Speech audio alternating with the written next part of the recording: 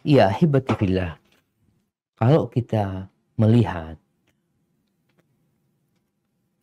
Allah Azza wa Jalla telah menurunkan Al-Quranul Karim dan mengutus Rasulullah SAW yang memberikan penjelasan kepada para sahabatnya.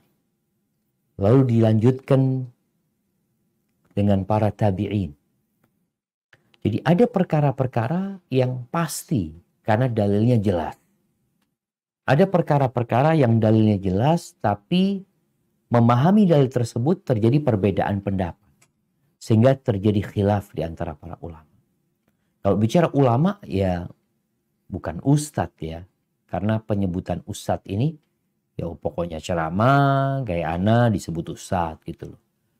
Orang ngajar ngaji disebut ustadz. Adapun para ulama adalah orang-orang yang berilmu, yang mereka mengkaji masalah ini. Adanya khilaf di antara para ulama itu sesuatu yang wajar. Dan ini juga ujian buat manusia. Mereka itu mengikuti yang kuat pendapatnya atau mengikuti yang nyaman buat dirinya. Makanya Rasulullah SAW tadi menyebutkan wa in aftakan nasu aftak, walaupun orang memberikan fatwa kepadamu, mengatakan nggak apa-apa ini itu, tapi engkau punya hati. Menurutmu gimana? Buat orang yang hatinya hanif, yang jiwanya hanif, dia merasa nggak nyaman gitu. Kalau udah nggak nyaman, udah tinggalin gitu loh. Sehingga khilaf yang terjadi di antara para ulama ini ada dua kondisinya. Ada khilafun sa'ir wa khilaf ghair sa'ir. Ada khilaf yang memang ada ruang untuk beda pendapat. Sehingga dalam kondisi seperti ini semuanya perlu berlapang dada. Tapi ada khilaf ghair sa'ir, ada khilaf yang nggak bisa diterima karena bertentangan dengan hadis Nabi SAW, bertentangan dengan ayat Al-Quranul Karim, nggak bisa diterima gitu loh. Sehingga seorang Muslim menghadapi khilaf yang terjadi, dia harus melihat. Kalau dia orang awam, Ustaz, Anda nggak ngerti Ustaz.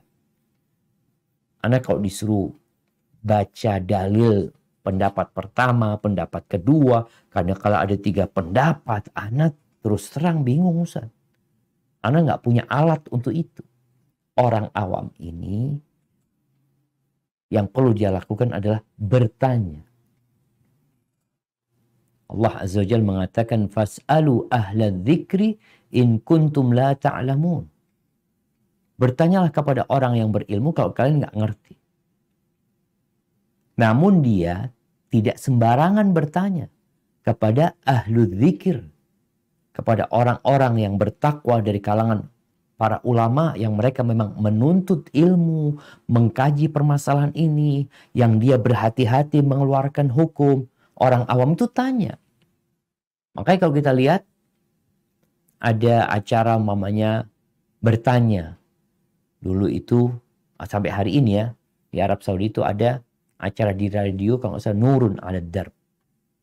Orang itu bertanya Syekh Utsaimin waktu itu ya, Syekh apa hukumnya gini-gini. Beliau silakan hukumnya nggak boleh ini dan itu. Ya udah.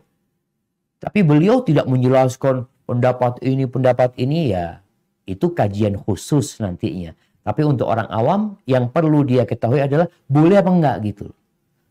Namun sekali lagi jangan sampai salah bertanya. Maksudnya tadi ini bukan ulama yang dianggap ulama gitu loh. Sehingga kalau model ustadz-ustadz itu ya dia menukil fatwa para ulama. Allahu a'lam menurut Syekh Fulan mamanya nggak boleh seperti itu. Karena dia juga berhati-hati dalam masalah ini. Jadi untuk orang awam hendaklah dia bertanya perselisihan yang terjadi biarkan itu ulama yang ngurusin. Engkau bertanya. Kau hendak melakukan sesuatu, aku ini mau makan daging onta. Batal nggak wudhu? Tanya. Karena maksudnya ada khilaf di antara para ulama. Ketika ada yang memfatwakan, enggak, wudhumu batal. Ya udah, wudhu kita. Bismillah. Tapi nanti ketemu Ustadz lagi, oh kata Ustadz Fulan, nggak batal wudhunya. Ya kita perlu bertanya kepada tadi yang kita enak hati dengan Ustadz Fulan. Ya udah.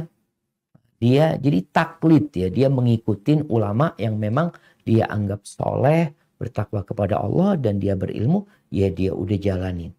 Tapi kalau dia sudah naik tingkatannya, bisa membahas, bisa mengkaji. Ketika dia mendapatkan dua fatwa yang berbeda, maka dia mengkaji kembali. Dia lihat, dia timbang-timbang, dalilnya ini kok kayaknya dalilnya ini lebih kuat ya. Udah, nah kayaknya ikut yang mengatakan memakan daging onta itu tidak membatalkan wudhu, umpamanya seperti itu. Maka kita dituntut untuk belajar. Hada wallahu a'lam.